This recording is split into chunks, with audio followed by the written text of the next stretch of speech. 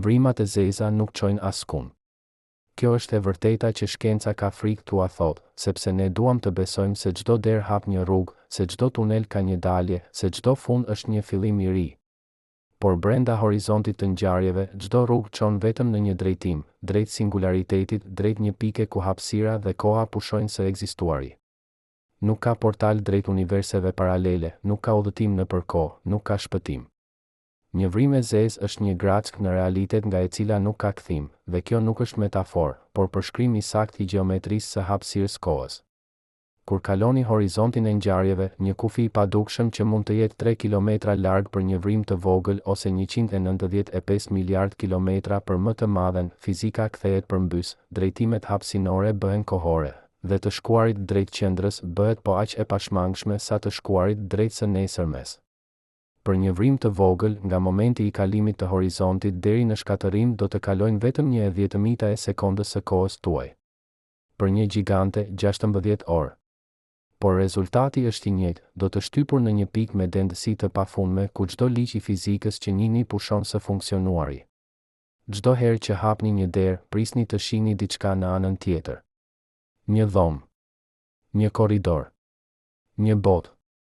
Kjo është mënyra se si funksionon realiteti në përvojën tuaj, çdo kufi mund të kapërcehet, çdo pengesë mund të tejkalohet. Por vrimat e zeza janë vende ku kjo logjik shembet. Ato janë dyrë që hapin vetëm në një drejtim, shkallë që zbresin përgjithmonë, rrugë pa kthim. Horizonti i ngjarjeve nuk është një mur, nuk është një sipërfaqe e fortë që mund ta prekni.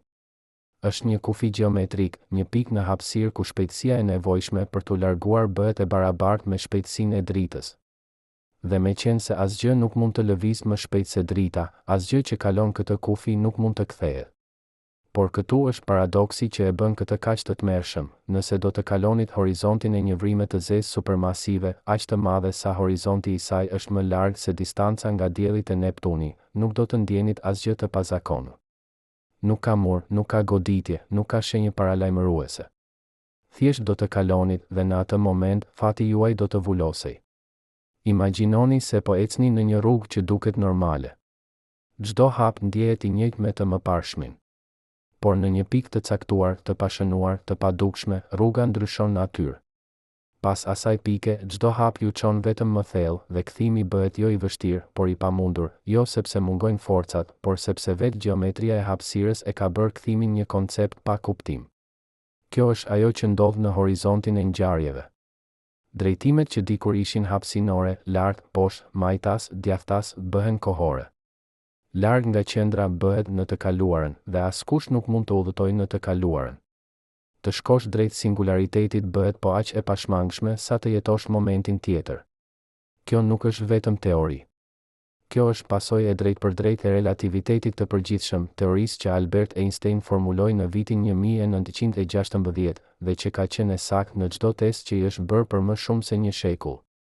Ekuacionet e Einsteinit parashikojnë se kur masa përqendrohet mjaftueshëm, ajo përkul hapësirën kohë aq shumë sa krijon një rajon nga i cili arratisja bëhet matematikisht e pamundur. Jo e vështirë. E pamundur. Kjo është dallimi që e bën vrimën e zezë jo thjesht një objekt të rrezikshëm, por një vend ku vetë realiteti ka një strukturë ndryshe. Dhe këtu qëndron pyetja që ka munduar mendjet më të mëdha të fizikës: çfarë ndodh me informacionin që bie në një vrim të zezë? Çfarë ndodh me atomet që përbënin trupin tuaj, me mendimet që ishin në trurin tuaj, me historinë që ishit ju? A zhduken ato përgjithmonë, duke shkelur ligjet e mekanikës kuantike që thonë se informacioni nuk mund të shkatërrohet? Apo ruhen diku, në një formë që nuk mund ta kuptojmë? Kjo është njëra nga pyetjet më të thella të shkencës moderne, paradoksi i informacionit të vrimës së zezë, dhe përgjigja ende nuk dihet. Por një gjë është e sigurt, për ju, personin që bie, nuk ka rëndësi. Sepse koha juaj po mbaron. Në shekullin e 18, një gjeolog anglez me emrin John Michell imagjinoi diçka të çuditshme, një yll aq masiv sa drita nuk mund të shpëtonte nga sipërfaqja e tij. Ai e quajti atë një yll i errët dhe e llogariti se nëse një objekt kishte të njëjtën dendësi si dielli por një rreze 500 herë më të madhe, shpejtësia e arratisjes do të tejkalonte shpejtësinë e dritës. Kjo ishte vitet 1794, 122 vjet para se Einstein të formulonte relativitetin e përgjithshëm. Michel nuk e dinte se po përshkruante një vrim të zezë, por intuit e tij ishte e saktë. Ekzistojnë objekte në univers nga të cilat as drita nuk mund të shpëtojë. Një shekull e gjysmë më vonë, Karl Schwarzschild, një fizikan gjerman që shërbente në frontin lindor të luftës së parë botërore, zgjidhi ekuacionet e Einsteinit për rastin e një mase sferike. Ai zbuloi se ekziston një rreze kritike. Nëse e gjithë masa e një objekti ngjeshej brenda kësaj rreze, do të formohej një horizont nga i cili asgjë nuk mund të shpëtonte. Kjo rreze tani quhet rrezja e Schwarzschildit dhe për një objekt me masën e diellit, ajo është rreth 3 kilometra. Schwarzschild e dërgoi zgjidhjen e tij te Einstein nga transheja dhe vdiq 6 muaj më vonë nga një sëmundje e lëkurës. Ai nuk jetoi mjaftueshëm për të parë se zbulimi i tij do të bëhej themeli i astrofizikës moderne. Por edhe Einstein nuk e besonte se vrimat e zeza ekzistonin vërtet. Ai mendonte se ishin kuriozitete matematikore, zgjidhje të ekuacioneve që nuk korrespondonin me asgjë reale. Në vitin 1949, ai botoi një artikull duke argumentuar se yjet nuk mund të kolapsojnë në vrim të zezë sepse rrotullimi i tyre do t'i mbante ato të hapura. Por ai gaboi. Në të njëjtin vit, fizikani amerikan Robert Oppenheimer, i njohur më vonë si babai i bombës atomike, tregoi se një yll mjaftueshëm masiv, kur mbaron lëndën e tij bërthamore, do të kolapsojë në mënyrë të pashmangshme në një vrim të zezë. Asgjë nuk mund ta ndalonte atë, as presioni, as rrotullimi, as ndonjë forcë e njohur e fizikës. Për dekada, vrimat e zeza mbetën objekte teorike. Askush nuk kishte parë një, dhe shumë shkencëtarë dyshonin se ekzistonin.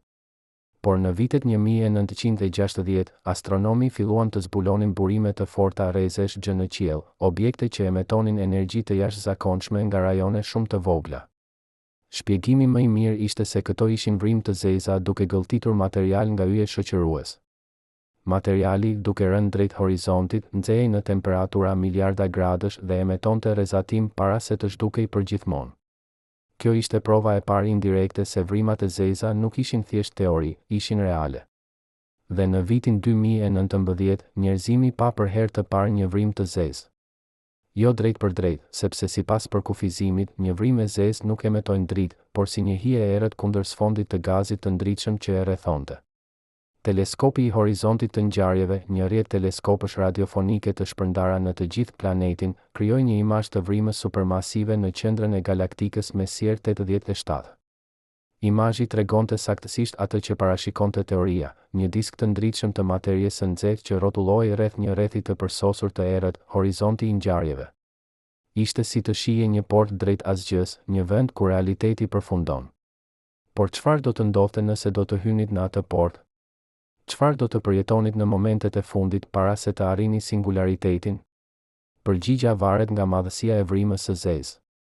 Për një vrim me masën e diellit, me një horizont vetëm 3 kilometra në rreze, forcat e baticës do t'ju coptonin shumë para se të arrini horizontin. Graviteti në këmbët tuaja do të ishte aq më i fortë se graviteti në kokën tuaj sa do të shtriheshit si një spageti, një proces që fizikanët e quajnë spagetifikim. Trupi juaj do të coptohej në molekula, pastaj në atome, pastaj në grimca subatomike, të gjitha të rreshtuara në një rrjedhë të hollë që bie drejt qendrës. Dhe kjo do të ndodhte shpejt. Për një vrim me masën e diellit, nga horizonti deri te singulariteti do të kalonin vetëm 1/10 e sekondës së kohës tuaj. Nuk do të kishit kohë të mendonit, të ndjenit, të kuptoni. Thjesht do të pushonit së ekzistuari. Por për një vrim supermasive, me masën e disa miliard diejve, historia është ndryshe. Horizonti i një vrime të tillë mund të jetë 195 miliard kilometra larg nga qendra, më shumë se distanca nga dielli te Plutoni. Dhe sepse madhësia është aq e madhe, forcat e baticës në horizont janë të vogla. Ju mund të kalonit horizontin pa ndjer asgjë të pazakontë. Hapësira rreth jush do të dukej pothuajse normale. Yjet do të shkëlqenin ende. Drita do të udhëtonte ende. Por diçka thelbësore do të kishte ndryshuar. Tani do të ishit brenda një rajoni ku të gjitha rrugët çojnë vetëm në një drejtim. Imagjinoni se jeni në një lumë që rrjedh drejt një ujëvare. Larg nga ujëvara, mund të notoni në çdo drejtim, mund të shkoni kundër rrjedhës, anash, madje të ktheheni. Por ka një pikë, një vit të padukshme në ujë, ku rrjedha bëhet aq e fortë sa kthimi bëhet i pamundur. Pas asaj pike, çdo përpjekje për të notuar kundër rrjedhës thjesht ju ngadalson rënien, por nuk e ndal atë. Horizonti i ngjarjeve është ajo vi. Dhe singulariteti është ujevara. Por ndryshe nga një ujevar, ku të paktën mund të shihni fundin duke u afruar brenda një vrime të zezë, nuk ka poshtë në kuptimin normal. Singulariteti nuk është një vend në hapësirë, është një moment në kohë. Është e ardhmja juaj, po aq e pashmangshme sa dita e nesërme. Çdo sekondë që kalon, ju afroheni me të, jo sepse po lëvizni në hapësirë, por sepse koha po ecën përpara. Dhe kur arrini atje, në atë pikë ku dendësia bëhet e pafundme dhe hapësira koha përkulet në mënyrë të pafundme, fizika jon pushon së funksionuari. Nuk e dim çfarë ndodh në singularitet sepse ekuacionet tona japin përgjigje të pafundme, dhe pafundësia në fizikë zakonisht do të thotë se po bëni pyetjen e gabuar ose po përdorni teorinë e gabuar. Ndoshta mekanika kuantike, teoria që përshkruan botën e grimcave subatomike, ka një përgjigje. Ndoshta në shkallë aq të vogla, hapësira dhe koha nuk janë të vazhdueshme por të kuantizuara, të bëra nga njësi të vogla diskrete.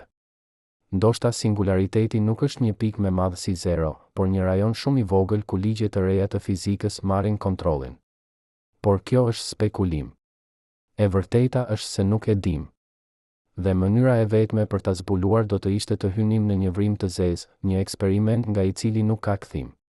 Çdo herë që shikoni orën, po matni kalimin e kohës, sekonda pas sekonde, minuta pas minute, duke lëvizur përpara në një drejtim që nuk mund ta ndryshoni. Nuk mund të ktheheni në të kaluarën, nuk mund të ndaloni të tashmen, nuk mund të shmangni të ardhmen. Kjo është natyra e kohës në përvojën tonë të përditshme. Por brenda një vrime të zezë, kjo njëkohësi e kohës bëhet edhe më absolute. Drejt singularitetit bëhet një drejtim kohor, dhe ashtu si nuk mund të shmangni të nesërmen, nuk mund të shmangni singularitetin. Fizika e vrimave të zeza na tregon se koha nuk është thjesht një dimension ku ndodhin gjërat, është një strukturë gjeometrike që mund të përkulet, të shtrembërohet, madje të mbyllë rrugët. Dhe kjo na çon te pyetja më e thellë: çfarë është koha? A është një lumë që rrjedh? Një dimension si lartësia dhe gjerësia? Një iluzion i krijuar nga vetdia jon? Vrimat e zeza nuk japin përgjigje të plota, por na detyrojnë të rishikojmë çdo supozim që kemi bërë. Ato janë laborator natyror ku ligjet e fizikës shtyhen në ekstreme, vende ku graviteti është aq i fortë sa koha ngadalësohet, hapësira përkulet dhe realiteti merr forma që sfidojnë çdo intuicion. Por për ju, personin që bie, këto pyetje filozofike nuk kanë rëndësi. Sepse koha juaj po mbaron. Dhe kur arrin në zero, ju nuk do të jeni më një pyetje për t'u përgjigjur, do të jeni një kujtesë e shkruar në gjeometrinë e hapësirës kohës, një hije e asaj që ishit dikur, e shtypur në një pikë ku çdo gjë përfundon.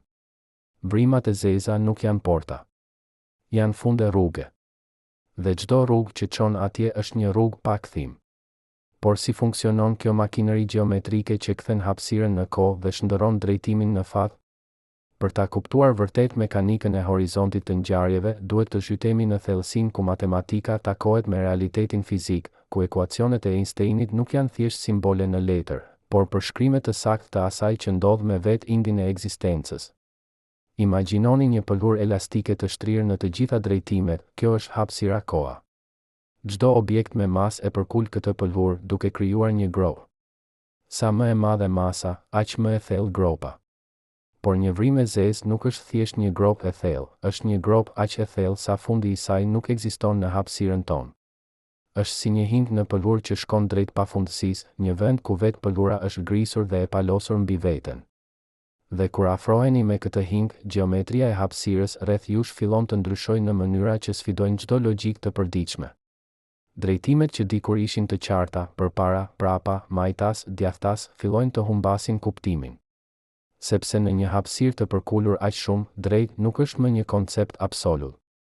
Çdo herë që hidhni një tokë në ajër, po shihni efektin e gravitit, hapësira e përkulur nga toka që ndikon në trajektoren e topit.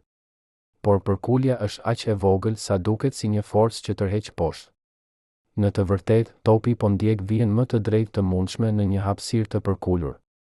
Tani imagjinoni atë përkulje të shumë fishuar me miliarda herë, aq shumë sa vija më e drejtë bëhet një spirale që bie përgjithmonë drejt qendrës. Kjo është ajo që ndodh pranë një vrime të zezë. Por ka një detaj edhe më i çuditshëm, koha vetë përkulet. Në relativitetin e përgjithshëm, hapësira dhe koha nuk janë entitete të ndara, janë një strukturë e vetme katërdimensionale që quhet hapësirë-kohë.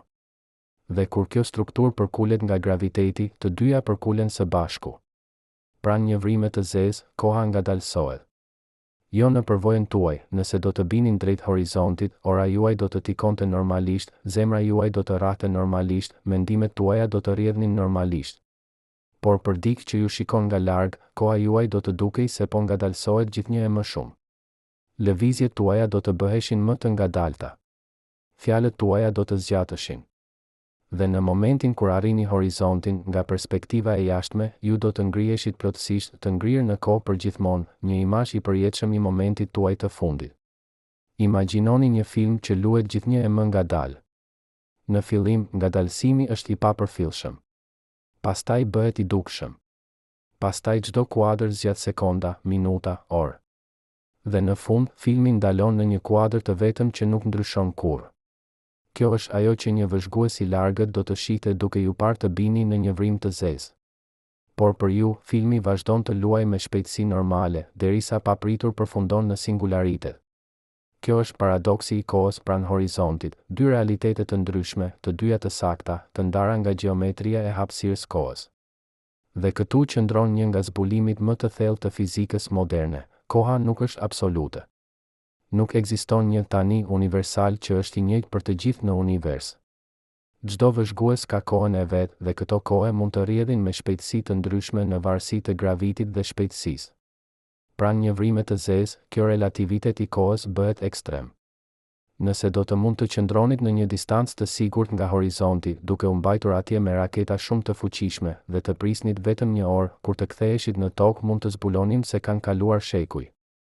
Koha juaj do të kishte rrjedhur ngadalë, ndërsa koha e tokës do të kishte rrjedhur shpejt. Kjo nuk është fantashkencë, kjo është pasojë e drejtpërdrejtë e ekuacioneve të Einsteinit, e konfirmuar nga eksperimente të panumërta. Por le të kthehemi te horizonti vet, ajo vijë e padukshme që ndan të mundshme nga e pamundura. Për një vrim me masën e diellit, horizonti është 3 kilometra larg nga qendra. Për vrimën supermasive në qendrën e galaktikës son, me masën e 4 milion diejve, horizonti është rreth 12 milion kilometra larg. Për vrimën më të madhe të një orë, tonë 178, me masën e 66 miliard diejve, horizonti është 195 miliard kilometra larg, më shumë se distanca nga dielli te Plutoni. Por pavarësisht nga madhësia, parimi është i njëjtë. Horizonti është vendi ku shpejtësia e arratisjes bëhet e barabartë me shpejtësinë e dritës. Dhe meqense se asgjë nuk mund të lëvizë më shpejt se drita, jo sepse mungojnë motorët mjaftueshëm të fuqishëm, por sepse vetë struktura e hapësirës kohës e ndalon atë, asgjë që kalon horizontin nuk mund të kthehet. Çdo herë që përpiqeni të arrini diçka që është jashtë mundësive tuaja, të hidhni një top më larg se sa krahët tuaj lejojnë, të vraponi më shpejt se sa këmbët tuaja mund, po përjetoni një version të dobët të kufive fizik. Por kufiri i shpejtësisë së dritës nuk është një kufi i forcës, është një kufi i vetë realitetit. Nuk ka forcë, nuk ka teknologji, nuk ka mrekulli që mund ta thyejë atë. Dhe kjo e bën horizontin e ngjarjeve jo një pengesë, por një kufi absolut të ekzistencës. Por çfarë ndodh me dritën vet kur afrohet horizontit? Drita, duke udhëtuar me shpejtësinë maksimale të lejuar nga universi, duhet të jetë në gjendje të shpëtojë nga çdo gjë. Por pranë horizontit, edhe drita lufton. Fotoni që lëshohen nga një pikë afër horizontit duhet të ngjiten nëpër një grack aq të thellë në hapësirë kohë sa humbasin energji. Kjo humbje energjie shfaqet si një zhvendosje drejt të kuqes, gjatësia e valës së dritës zgjatet, bëhet më e kuqe, më e dobët. Sa më afër horizontit, aq më e madhe zhvendosja. Dhe në vetë horizontin, zhvendosja bëhet e pafundme, drita humbet të gjithë energjinë e saj dhe pushon së ekzistuari si drilë. Kjo është arsyeja pse vrimat e zeza janë të zeza, jo sepse thithin dritën si një sfungjer, por sepse drita që përpiqet të shpëtojë nga horizonti humbet të gjithë energjinë e saj në përpjekje. Imagjinoni një alpinist që ngjitet në një mal që bëhet gjithnjë e më i pjerrët. Në fillim, ngjitja është e vështirë por e mundur. Pastaj bëhet shumë e vështirë. Pastaj pothuajse e pamundur. Dhe në fund, pjerësia bëhet vertikale, jo, më shumë se vertikale, bëhet një mbishkrim që përkulet mbrapsht. Në atë pikë, nuk ka rëndësi sa i fortë është alpinisti, ngjitja është gjeometrikisht e pamundur.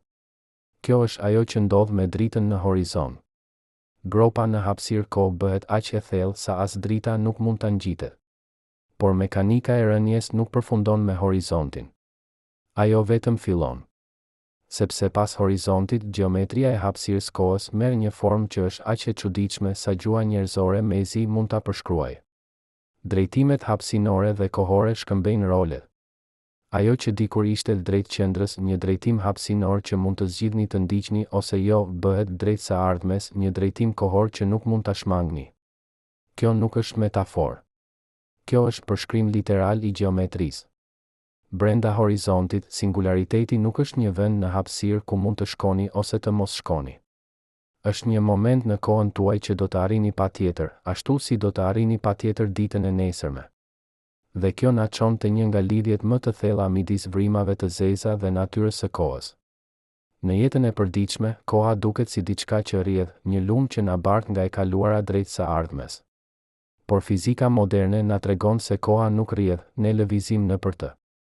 Hapësira koha është një strukturë katërdimensionale ku e kaluara, e tashmja dhe e ardhmja ekzistojnë njëkohësisht, dhe ajo që ne përjetojmë si tani është thjesht një prerje e kësaj strukture. Brenda një vrime të zezë, kjo strukturë është e përkulur aq shumë sa prerjet që quajmë tani të gjitha kryqëzohen në singularitet. Çdo rrugë e mundshme nëpër hapësirë kohë, çdo zgjedhje që mund të bëni, çdo lëvizje që mund të përpiqeni, të gjitha çojnë në të njëjtin vend, në atë pikë ku hapësira dhe koha pushojnë së ekzistuari. Çdo herë që shikoni kalendarin dhe planifikoni të ardhmen, një takim javën e ardhshme, një udhëtim muajin e ardhshëm, po supozoni se e ardhmja është e hapur, plot me mundësi. Por brenda horizontit të ngjarjeve, e ardhmja zvogëlohet në një pikë të vetme. Nuk ka më zgjedhje, nuk ka më mundësi, nuk ka më rrugë alternative. Ka vetëm një të ardhme, dhe ajo është singulariteti. Kjo është fundi absolut i lirisë, jo sepse dikush ju detyron, por sepse vetë gjeometria e realitetit e ka eliminuar çdo alternativë. Por sa zgjat ky udhëtim nga horizonti drejt singularitetit? Përgjigja varet nga madhësia e vrimës. Për një vrim me masën e diellit, koha është e shkurtër në mënyrë absurde, vetëm 1/10 e sekondës. Nuk ka kohë për të menduar, për të ndjerë, për të kuptuar. Ekzistenca juaj thjesht përfundon. Por për një vrim supermasive, koha mund të jetë orë. 16 orë për vrimën më të madhe të një orë, kohë e mjaftueshme për të fjetur një natë të plotë, për të ngrënë disa vakte, për të lexuar një libër. Por çfarë do të lexonit? Çfarë do të mendonit? Çfarë do të ndjenit duke ditur se çdo sekondë që kalon ju afron me një fund nga i cili nuk ka shpëtim? Dhe gjatë këtyre orëve do të përjetonit diçka që asnjë qenie njerëzore nuk e ka përjetuar kurrë, rritjen e forcave të baticës. Në fillim, ndryshimi i gravitit midis kokës dhe këmbëve tuaja do të ishte i papërfillshëm. Por me çdo kilometër që afroheni me singularitetin, ky ndryshim do të rritej.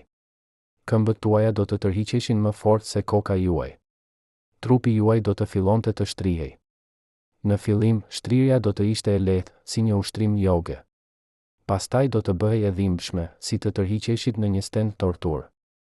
Pastaj do të bëhej shkatëruese, indet tuaja do të griseshin, kockat do të thyeshin, organet do të coptoheshin. Dhe në fund, edhe atomet tuaja do të shtriheshin, lidhjet molekulare do të thyeshin, elektronet do të shkëputeshin nga bërthamat, vetë bërthama do të coptohej në kuarke dhe gluone. Ju do të ktheheshit në një rrjedhë grimcash elementare, të rreshtuara në një vijë të hollë që bie drejt qendrës. Çdo herë që shtriheni në mëngjes dhe ndjeni muskujt që zgjaten, po përjetoni një version shumë të butë të forcave që veprojnë në një vrim të zezë. Por shumëzoni atë forcë me triliona herë dhe do të keni një ide për atë që quhet spagetifikim. Emri tingëllon qesharak, por procesi është tmerr i pastër, shndërrimi i një strukture komplekse në një vijë të thjeshtë, humbja e çdo forme, e çdo organizimi, e çdo gjëje që ju bënte ju. Por edhe kjo nuk është fundi. Sepse kur arrini singularitetin, atë pikë ku të gjitha rrugët përfundojnë, ndodh diçka që fizika jon nuk mund ta përshkruajë. Dendësia bëhet e pafundme. Përkulja e hapësirës kohës bëhet e pafundme. Forcat bëhen të pafundme. Dhe kur një teori fizike jep përgjigje të pafundme, kjo zakonisht do të thotë se teoria ka arritur kufijtë e saj, se po përpiqeni të përdorni një hartë që nuk funksionon më në atë territor. Relativiteti i përgjithshëm, teoria që përshkruan gravitin dhe hapësirën kohë, funksionon në mënyrë të përsosur kudo tjetër në univers. Ajo parashikon lëvizjen e planetëve, përkuljen e dritës, ekzistencën e vrimave të zeza. por në singularitet ajo thërret për ndihmë. Sepse singulariteti është një vend ku graviteti bëhet aq i fortë sa efektet kuantike, të cilat zakonisht janë të rëndësishme vetëm në shkallë atomike, bëhen dominuese. Dhe ne nuk kemi një teori që bashkon relativitetin e përgjithshëm me mekanikën kuantike. Kemi dy teori të shkëlqyera që përshkruajnë dy aspekte të ndryshme të realitetit, por ato nuk flasin të njëjtën gjuhë. Dhe në singularitet, ku të dyja duhet të aplikohen njëkohësisht, ne jemi të verbër. Ndoshta graviteti kuantik, teoria e shumë pritur që do të bashkonte relativitetin dhe kuantikën, do të na tregonte se singulariteti nuk është vërtet një pikë me madhësi 0. Ndoshta në shkallë të gjatësisë së Planckut, 1/135 e metrit, shkalla më e vogël ku koncepti i gjatësisë ka kuptim, hapësira koha bëhet e kuantizuar, e bërë nga njësi diskrete si pikselet në një ekran. Ndoshta singulariteti është një rajon shumë i vogël ku ligjet të reja të fizikës marrin kontrollin, ligje që ne ende nuk i kemi zbuluar. Por kjo është spekulim. E vërteta është se nuk e dim. Dhe mënyra e vetme për ta zbuluar do të ishte të hynim në një vrim të zezë, një eksperiment nga i cili nuk ka raportim. Por ka një lidhje edhe më e thellë midis vrimave të zeza dhe natyrës së realitetit, një lidhje që lidh kozmologjinë me termodinamikën, informacionin me entropinë dhe të kaluarën me të ardhmen.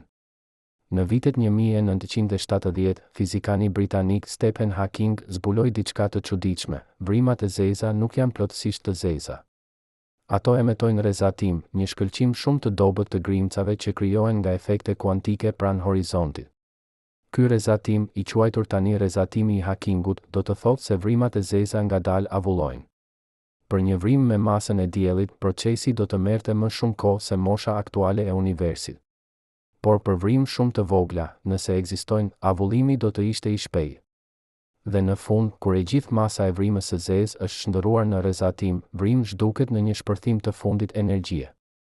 Çdo herë që shihni avullin duke u ngritur nga një filxhan çaji të nxehtë, po shihni një proces të ngjashëm, energjia termike që shndërrohet në grimca që largohen. Por avullimi i një vrime të zezë është më i çuditshëm, sepse rrezatimi nuk bart informacion për atë që ra në vrim. Nëse hidhni një libër në një zjarr, informacioni në libër shkatërohet, por në parim, nëse do të mund të analizoni çdo atom të tymit dhe të hirit, do të mund të rindërtonit librin. Por nëse hidhni një libër në një vrim të zezë dhe vrim më pas avullohet, rrezatimi që del nuk përmban asnjë gjurmë të librit. Informacioni duket se është zhdukur përgjithmonë, duke shkelur një parim themelor të mekanikës kuantike që thotë se informacioni nuk mund të shkatërohet. Kjo është paradoksi i informacionit të vrimës së zezë dhe debati për zgjidhjen e saj ka zgjatur për dekada. Disa fizikanë besojnë se informacioni nuk humbet vërtet, se ai ruhet në rrezatimin e Hawkingut në mënyrë aq të koduar sa ne nuk mund ta lexojmë. Të tjerë besojnë se informacioni ruhet në horizontin e ngjarjeve vet, i koduar në një strukturë dydimensionale që quhet hologram. Kjo ide, parimi holografik, sugjeron se e gjithë informacioni i përmbajtur në një vëllim hapësire mund të përshkruhet nga informacioni në sipërfaqen që e rrethon atë vëllim. Nëse kjo është e vërtet, atëherë universi ynë tredimensional mund të jetë një projekcion i informacionit të koduar në një sipërfaqe dydimensionale në skajin e universit, një ide aq e çuditshme sa duket si fantashkencë, por që del nga matematika e vrimave të zeza. Vrimat e zeza nuk janë vetëm objekte astrofizike. Ato janë laborator konceptual ku pyetjet më të thella të fizikës, natyra e kohës, fati i informacionit, bashkimi i gravitit dhe kuantikës, bëhen të prekshme. Çdo vrim e zezë është një enigmë e mbështjellë në një mister, një vend ku realiteti shfaq anën e tij më të çuditshme. Dhe duke studiuar ato, ne nuk po mësojmë vetëm për objekte të largëta në hapësirë, po mësojmë për natyrën thelbësore të ekzistencës. Sepse në fund, vrimat e zeza na kujtojnë se universi nuk është i bërë për ne. Ai nuk respekton intuitën tonë, nuk i përmbahet dëshirave tona, nuk ofron ngushëllim. Ai thjesht është i qeverisur nga ligje që nuk njohin mëshirë, që nuk bëjnë përjashtime, që funksionojnë me saktësi absolute pavarësisht nga pasojat. Dhe në këtë pamëshirë qëndron një bukuri e thellë, sepse ligjet që krijojnë vrim të zeza janë të njëjtat ligje që krijojnë yje, planet, jetë. Graviteti që shkatëron në singularitet është i njëjti gravitet që mban tokën në orbit rreth diellit. Hapësira koha që përkulet deri në thyrje pranë një vrime të zezë është e njëjta hapësirë kohë që ju lejon të lëvizni, të mendoni, të ekzistoni. Vrimat e zeza nuk janë porta, janë funde rrugë. Por duke studiuar këto funde, ne zbulojmë se rrugët janë më të çuditshme, më të bukura, më të thella se sa kishim imagjinuar ndonjëherë. Çdo mëngjes kur zgjoheni dhe hapni syt, po bëni diçka që një vrim e zezë nuk mund ta bëjë kurrë, po zgjidhni të shikoni në një drejtim të caktuar. Mund të ktheni kokën majtas, djathtas, lart, poshtë, çdo drejtim është i hapur për ju. Por brenda horizontit të ngjarjeve, kjo liri zhduket.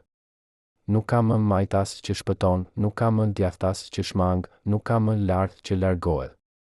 Ka vetëm përpara dhe përpara do të thotë drejt singularitetit, që do të thotë drejt së ardhmes, që do të thotë drejt fundit. Kjo humbje e zgjedhjes nuk është metaforë, është gjeometri e pastër.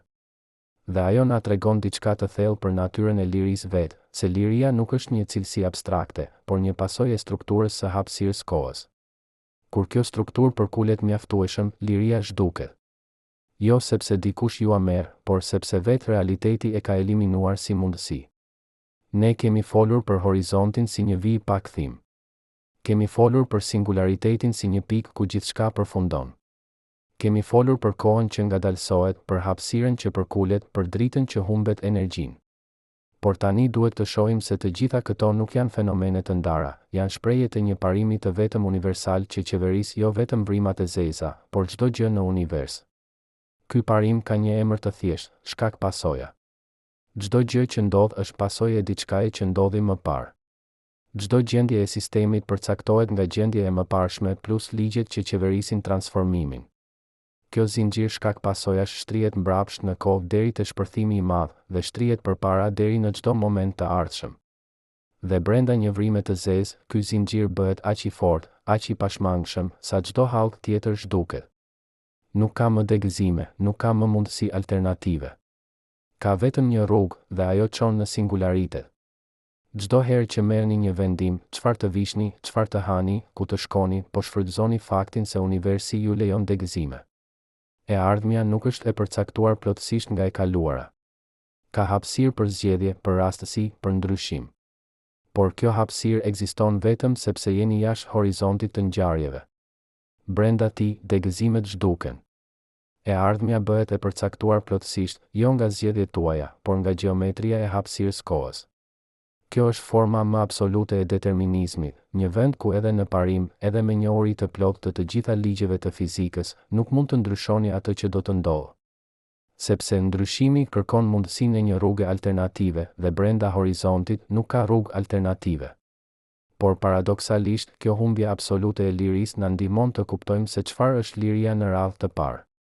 Liria nuk është mungesa e ligjeve, është ekzistenca e shumë rrugëve të mundshme brenda ligjeve. Kur hidhni një top, ligjet e fizikës përcaktojnë se si do të lëviz, por ju zgjidhni këndin, forcën, drejtimin. Kur flisni, ligjet e akustikës përcaktojnë se si valët e zërit do të përhapen, por ju zgjidhni fjalët.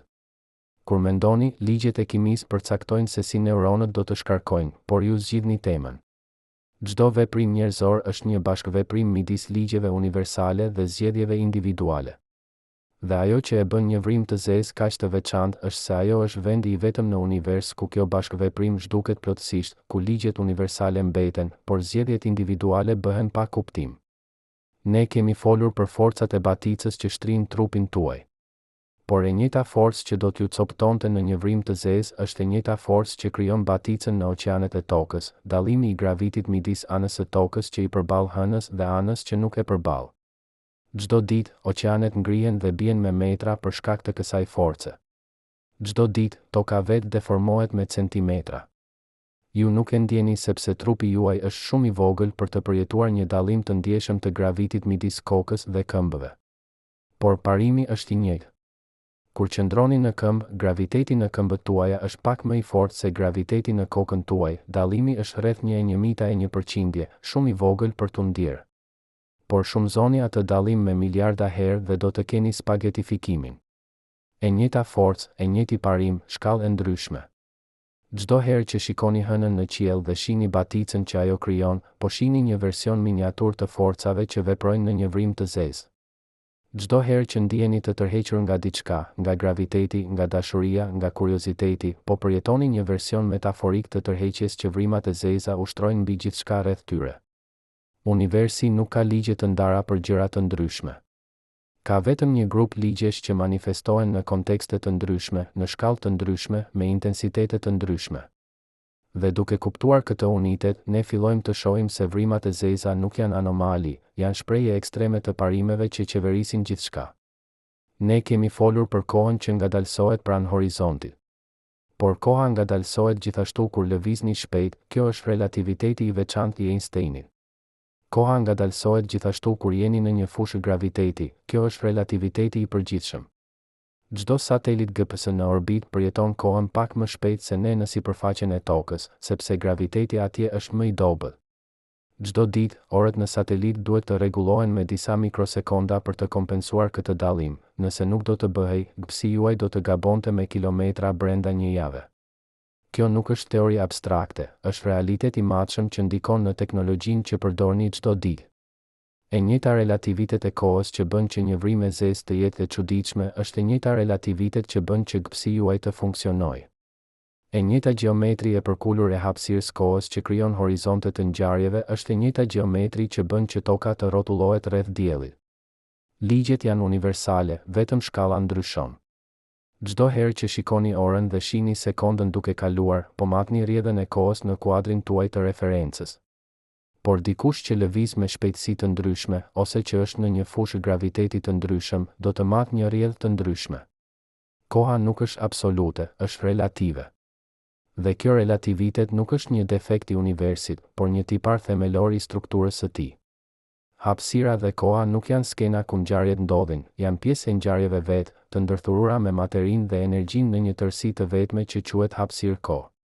Dhe kur kjo tërësi përkulet, kur shtrembërohet, kur mbyllet mbi veten, siç ndodh në një vrimë të zezë, ajo krijon fenomene që sfidojnë çdo intuicion të ndërtuar nga përvoja e përditshme. Ne kemi folur për informacionin që humbet në një vrimë të zezë. Por çdo herë që digjni një letër, po shkatërroni informacionin, të paktën në praktikë. Në parim, nëse do të mund të gjurmoni çdo atom të tymit, çdo foton të dritës, çdo valë të nxehtësisë, do të mund të rindërtonit letrën. Por në praktik, kjo është e pamundur, informacioni është shpërndar aq shumë sa bëhet i parritshëm.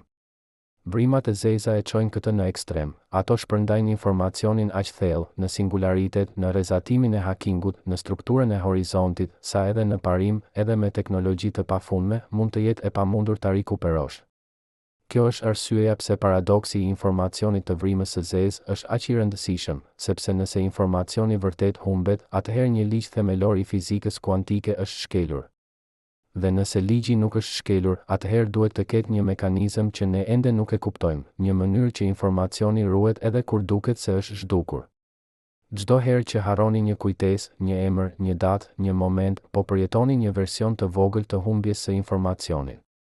Kujtesa nuk është vërtet zhdukur, ajo është ende e koduar diku në lidhjet neuronale të trurit tuaj, por aksesi në të është humbur.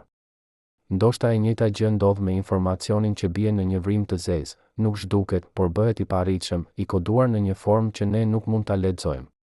Kjo është një nga hipotezat, se horizonti i ngjarjeve vepron si një hard disk kozmik, duke ruajtur çdo bit informacioni që kalon nëpër të, por në një format aq të kompresuar sa duket si asgjë.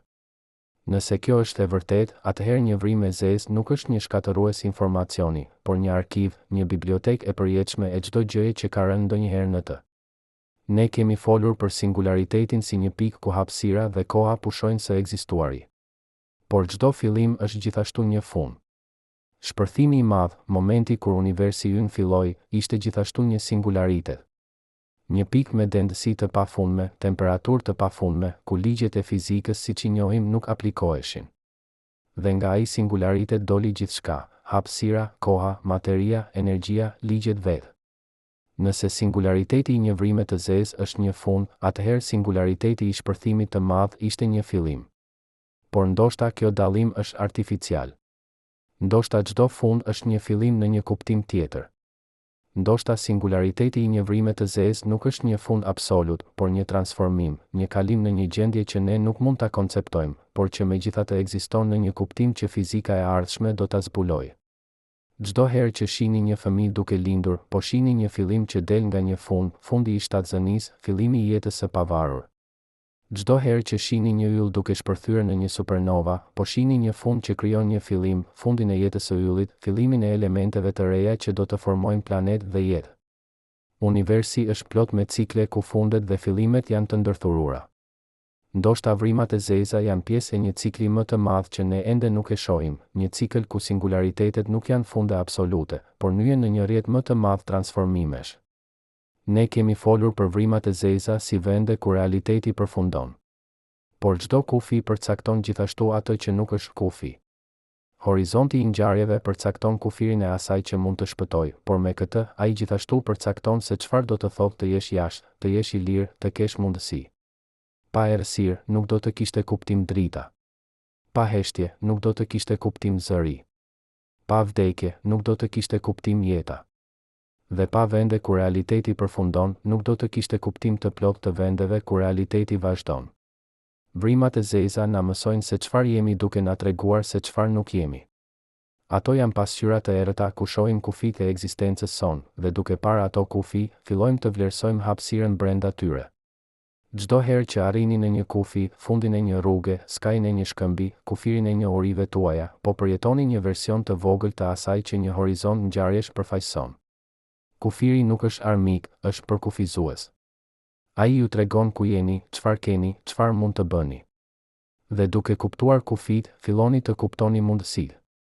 Vrimat e zeza janë kufit absolut të universit fizik, vende ku çdo rrugë përfundon, ku çdo mundësi mbyllet. Por duke studiuar ato, ne mësojmë për hapësirën e pafundme të mundësive që ekziston jashtë tyre, hapësirën ku ne jetojmë, ku ne mendojmë, ku ne krijojmë.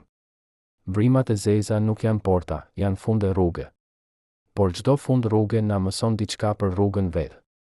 Na mëson se rrugët kanë drejtime, se drejtimet kanë kuptim, se kuptimi varet nga struktura e hapësirës kohës. Na mëson se liria është gjeometrike, se zgjedhja është topologjike, se ekzistenca është një bashkëveprim midis ligjeve universale dhe kushteve lokale. Na mëson se ne nuk jemi të ndarë nga universi, por shprehje të tij, mënyra që materia organizohet, që energjia transformohet, që informacioni përpunohet. Dhe duke kuptuar këtë, fillojmë të shohim se pyetja, ku çojnë vrimat e zeza, është e gabuar. Ato nuk çojnë askund, sepse ku kërkon një vend, dhe singulariteti nuk është një vend. Është një kufi, kufiri i asaj që mund të ekzistojë, kufiri i asaj që mund të dihet, kufiri i asaj që mund të jetë. Dhe ndoshta kjo është mësimi më i thellë, se universi ka kufi. Jo kufi hapësinor, universi mund të jetë i pafundëm në hapësirë, por kufi konceptual. Ka gjëra që nuk mund të dihen, jo sepse jemi të paditur, por sepse vetë natyra e realitetit i bën ato të padijshme. Ka vende ku nuk mund të shkoni, jo sepse mungojnë anijet mjaftueshëm të shpejta, por sepse vetë gjeometria e hapësirës kohës e ndalon udhëtimin. Ka pyetje që nuk mund të përgjigjen, jo sepse jemi të marrë, por sepse pyetjet vetë janë të paqëndrueshme brenda strukturës së logjikës dhe fizikës. Vrimat e zeza janë manifestimi fizik i këtyre kufive, vende ku universi thot jo më larg, ku realiteti thot jo më thellë, ku ekzistenca thot këtu përfundon. Por brenda këtyre kufive, në hapësirën e gjerë midis horizonteve të ngjarjeve, ka një univers plot me mrekulli. Ka yje që ndriçojnë, planet që rrotullohen, jetë që evoluon, mendime që lindin. Ka dashuri dhe art, shkencë dhe filozofi, pyetje dhe përgjigje. Ka ju, një grumbull atomesh të organizuara në një formë aq komplekse sa mund të mendoj për vrimat e zeza, mund të kuptoj relativitetin, mund të pyes për kuptimin. Dhe kjo aftësi për të kuptuar, për të pyetur, për të krijuar kuptim, është mrekullia më e madhe e të gjitha. Jo sepse na bën të përjetshëm, por sepse na bën të vetëdijshëm. Dhe vetëdia, edhe nëse zgjat vetëm për një moment kozmik, është mënyra që universi përjeton veten. Kur shikoni në pasqyrë dhe shihni fytyrën tuaj, apo shihni thjesht atome të rreshtuara në një model, apo po shihni diçka më shumë, një qenie që mund të mendoj, të ndjej, të zgjedh. Dhe nëse jeni më shumë se shuma e pjesëve tuaja, atëherë ndoshta universi është gjithashtu më shumë se shuma e pjesëve të tij, ndoshta ka një kuptim që lind nga organizimi, një bukuri që lind nga kompleksiteti, një qëllim që lind nga vetëdia. Vrimat e zeza na kujtojnë se ne jemi të brishtë, të përkohshëm, të kufizuar. Por duke na kujtuar këtë, ato gjithashtu na kujtojnë se çdo moment që nuk jemi në një singularitet është një dhuratë, një mundësi për të jetuar, për të dashur, për të kuptuar. Vrimat e zeza nuk janë porta, janë funde rruge. por rrugët që çojnë atje janë të bukura, të ndërlikuara, plot me mrekulli. Dhe ndërsa ecim në ato rrugë, duke ditur se një ditë do të arrijmë në një fund, siç arrijmë të gjitha rrugët, mund të zgjedhim të shohim jo vetëm fundin, por udhëtimin.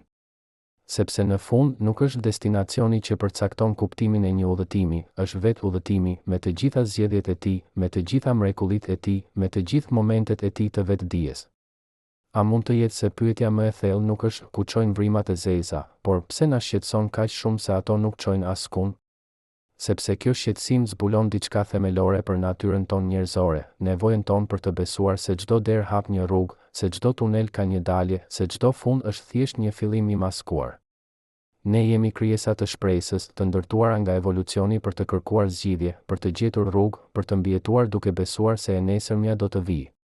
Por vrimat e zeza na përballojnë me një të vërtetë që shpresa jon nuk mund ta trecë, se ekzistojnë vende në univers ku e nesërmja vjen, por ju nuk do të jeni atje për ta parë, ku koha vazhdon, por ju pushoni se qeni një pjesë e saj. Dhe në këtë përballje qëndron jo vetëm një mësim për astrofizikën, por një zbulim për natyrën e ekzistencës vetë.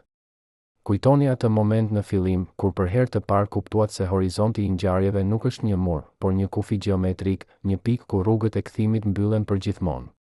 Atëherë ishte thjesht një fakt, një kuriozitet i relativitetit të përgjithshëm, një pasojë e ekuacioneve të Einsteinit.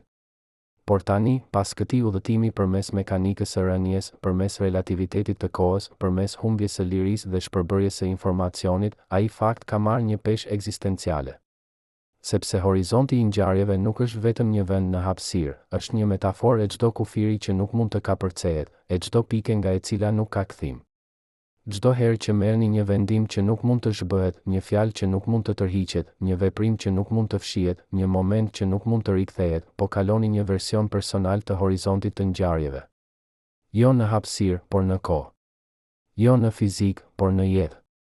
Dhe ashtu si brenda horizontit fizik të një vrime të zezë, brenda horizontit ekzistencial të një vendimi të pakthyeshëm, e ardhmja juaj zvogëlohet, jo në një singularitet, por në pasojat e pashmangshme të zgjedhjes që bëtë. Por kjo ngjashmëri nuk është rastësi. Sepse në thellësinë më të madhe, fizika dhe ekzistenca nuk janë fusha të ndara, janë shprehje të së njëjtës strukture themelore. Ligjet që qeverisin rënien e materies në një vrim të zezë janë të njëjtat ligje që qeverisin rrjedhën e kohës në jetën tuaj. Parimi që bën që singulariteti të jetë i pashmangshëm pasi keni kaluar horizontin është i njëjti parim që bën që e nesërmja të jetë e pashmangshme pasi keni jetuar sot. Shkak pasoja. Mjekësia e kohës. Pamundësia e kthimit në të kaluarën.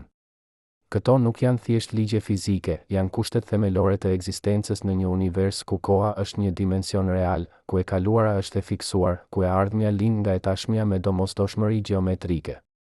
Vrimat e zeza na mësojnë se universi nuk është i ndërtuar për nostalgjinë. Nuk ka rrugë mbrapsht.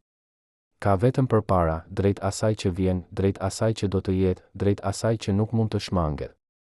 Dhe kjo na çon te një pyetje që shkenca nuk mund ta prek, por që jeta na detyron ta përballojmë, nëse e ardhmja është e pashmangshme.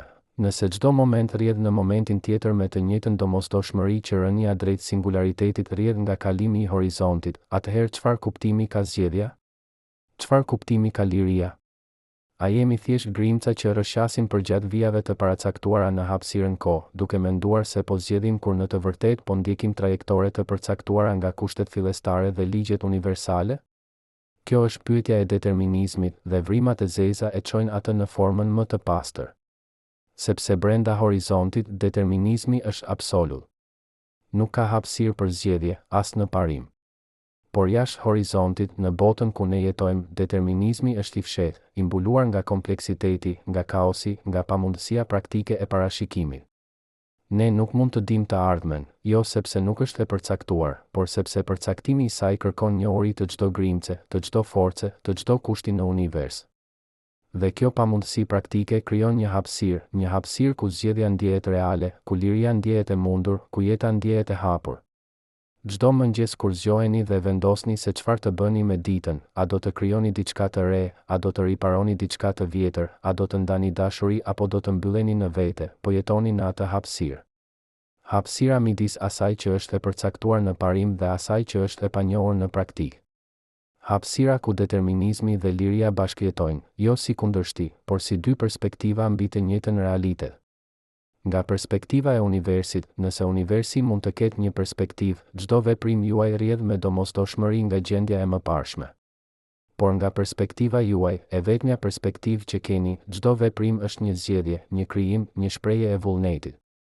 Dhe të dyja janë të vërteta. Jo sepse realiteti është kontradikt, por sepse realiteti është më i pasur se sa çdo përshkrim i vetëm mund ta kapë. Por vrimat e zeza na mësojnë diçka edhe më të thellë, se ekzistojnë kufi absolut. Jo kufi praktik që teknologjia mund t'i tejkalojë, por kufi në parim që vetë struktura e realitetit i imponon. Ju nuk mund të udhëtoni më shpejt se drita, jo sepse mungojnë motorët, por sepse shpejtësia e dritës është kufiri i shkak pasojës, kufiri përtej të cilit para dhe pas humbasin kuptimin. Ju nuk mund të shihni përtej horizontit të ngjarjeve, jo sepse mungojnë teleskopët, por sepse drita që do t'ju lejonte të shihnit nuk mund të shpëtojë. Ju nuk mund të shmangni singularitetin pasi keni kaluar horizontin, jo sepse mungojnë forcat, por sepse shmangja kërkon një drejtim që gjeometria e ka eliminuar. Këto kufi nuk janë dështime të njohurive tona, janë tipare të realitetit. Dhe duke i pranuar ato, ne nuk po dorëzohemi para ignorancës, po përulemi para strukturës së ekzistencës. A nuk është kjo në një mënyrë çliruese? Të dish se ka pyetje që nuk mund të përgjigjen, vende ku nuk mund të shkosh, gjëra që nuk mund të dish? Sepse nëse çdo gjë ishte e mundur, asgjë nuk do të kishte vlerë. Nëse çdo rrugë do të ishte e hapur, asnjë zgjedhje nuk do të kishte peshë. Nëse çdo vendim do të mund të zhbëhej, asnjë moment nuk do të kishte kuptim. Kufit janë ajo që krijon kuptimin. Vdekshmëria është ajo që bën jetën të çmuar. Pakthyeshmëria e kohës është ajo që bën çdo moment unik.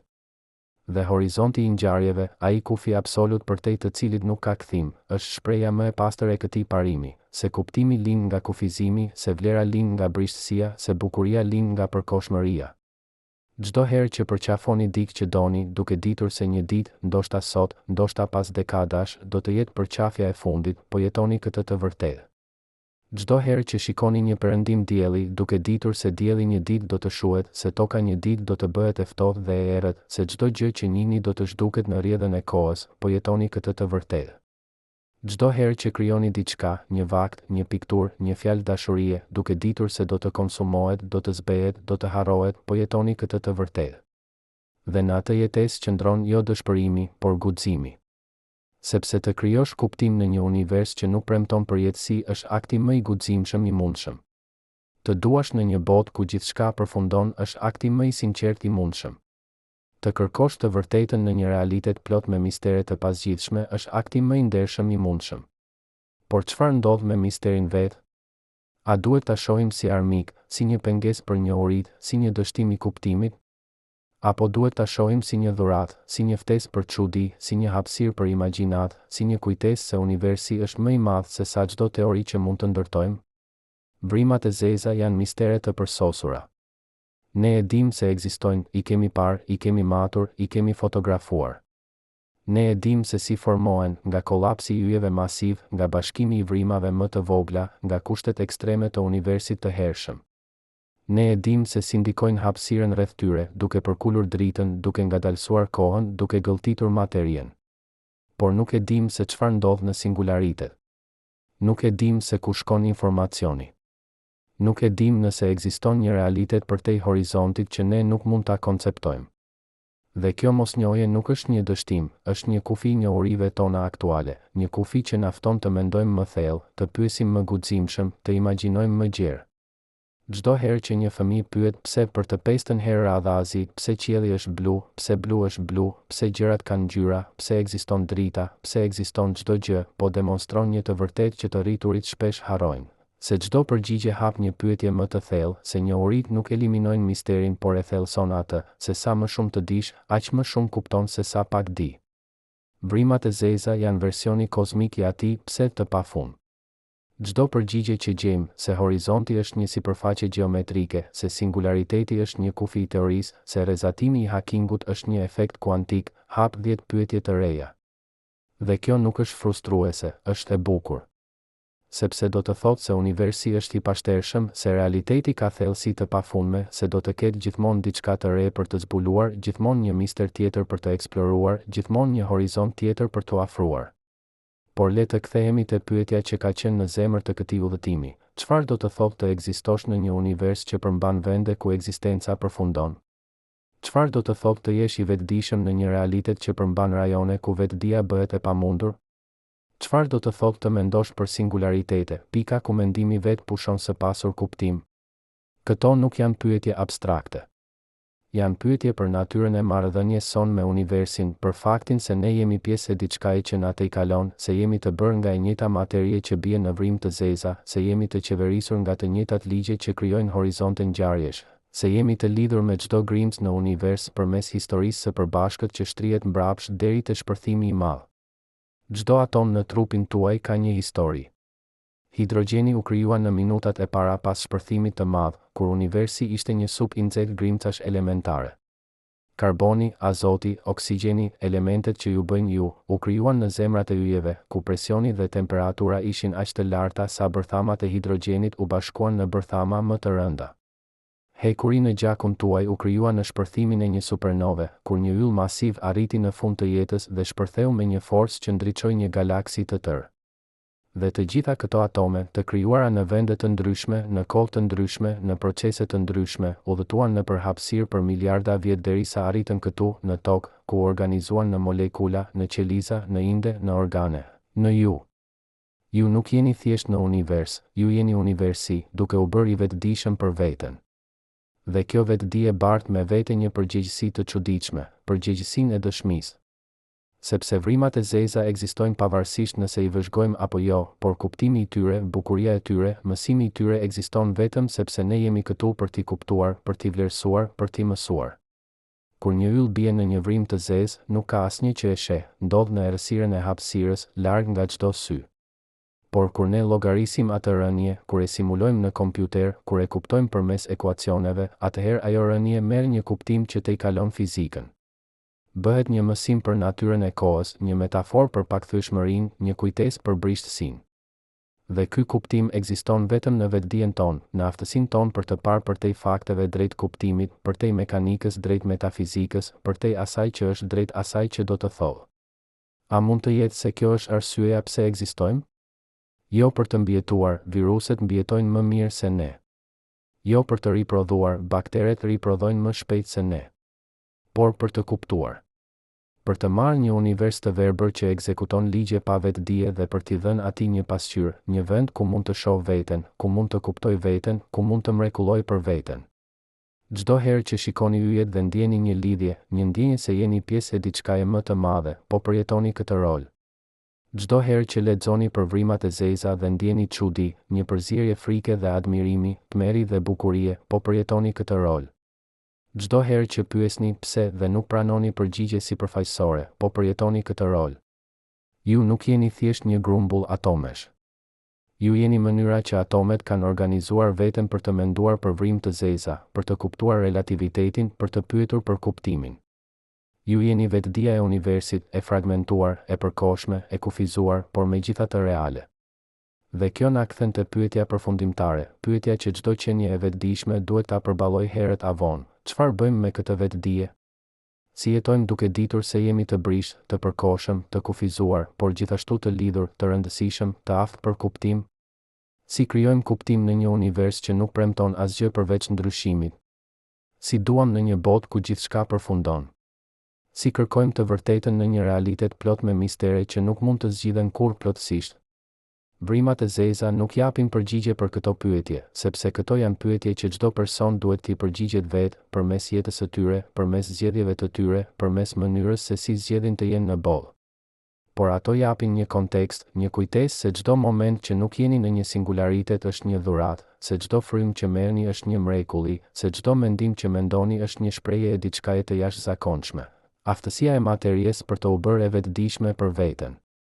Kur nesër të zgjoheni, kur të hapni sytë dhe të shihni dritën e mëngjesit duke depërtuar nëpër dritare, kur të dëgjoni zërat e atyre që doni, kur të ndjeni ngrohtësinë e diellit në lëkurë, kujtoni. Ju nuk jeni duke përjetuar thjesht një mëngjes tjetër. Ju po përjetoni një moment në një univers që përmban vrim të zeza, vende ku koha përfundon, ku hapësira mbyllet, ku çdo rrugë çon në një singularitet. Por ju nuk jeni atje. Ju jeni këtu, në një vend ku koha vazhdon, ku hapësira hapet, ku rrugët degëzohen në mundësi të pafundme. Dhe kjo këtu nuk është e rastësishme. Është rezultati një zinxhiri shkak pasojash që shtrihet mbrapsht për 14 miliard vjet, një zinxhir që përfshin shpërthimin e yjeve, formimin e planeteve, evolucionin e jetës, lindjen e vetdijes. Ju jeni trashëgimtar të këtij zinxhiri. Ju jeni bartës të këtij mrekullie. Ju jeni dëshmitar të këtij universi. Dhe ndoshta kjo është e mjaftueshme. Ndoshta nuk kemi nevojë për përgjigje përfundimtare për çdo pyetje, për siguri absolute për çdo mister, për kontroll të plot mbi çdo pasojë.